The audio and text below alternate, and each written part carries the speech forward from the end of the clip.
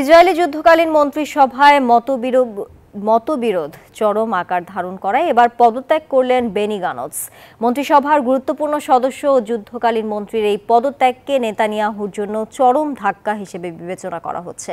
এদিকে যুক্তরাষ্ট্র দাবি করছে ক্ষয়ক্ষতি এড়াতে গাজায় ভিন্নভাবে অভিযান পরিচালনার জন্য ইসরায়েলের প্রতি আহ্বান জানাচ্ছে তারা। রোববার উপত্যকাটিতে ৩৭,০০০ ছাড়িয়ে গেছে প্রাণহানির সংখ্যা। আবারও বড় ধাক্কার মুখোমুখি হলেন ইসরায়েলের প্রধানমন্ত্রী। তার সাথে বিরোধের জেরে এবার দেশটির যুদ্ধকালীন মন্ত্রিসভা থেকে পদত্যাগ করলেন অন্যতম গুরুত্বপূর্ণ সদস্য ও সাবেক ইসরায়েলি প্রতিরক্ষা মন্ত্রী বেনি গানজ। গেল মাসে তিনি হুমকি দিয়েছিলেন নেতানিয়াহু গাজায় যুদ্ধ পরবর্তী পরিকল্পনা অনুমোদন না দিলে পদত্যাগ করবেন। আর রোববার রাতে তিনি জানালেন প্রকৃত বিজয়ের দিকে এগিয়ে যেতে বাধা দিচ্ছেন বেনিয়ামিন নেতানিয়াহু। নেতানিয়াহুকে আহ্বান জানাচ্ছি, সবার সম্মতি নিয়ে একটি নির্বাচনের তারিখ নির্ধারণ করুন।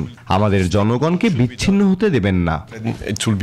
রোববার এবিসি নিউজকে মার্কিন জাতীয় নিরাপত্তা উপদেষ্টা জেক সুলিভান জানালেন গাজায় নিরপরাধ মানুষের ক্ষতি এড়াতে ইসরায়েলকে ভিন্নভাবে অভিযান পরিচালনার জন্য অনুরোধ অব্যাহত রেখেছে যুক্তরাষ্ট্র।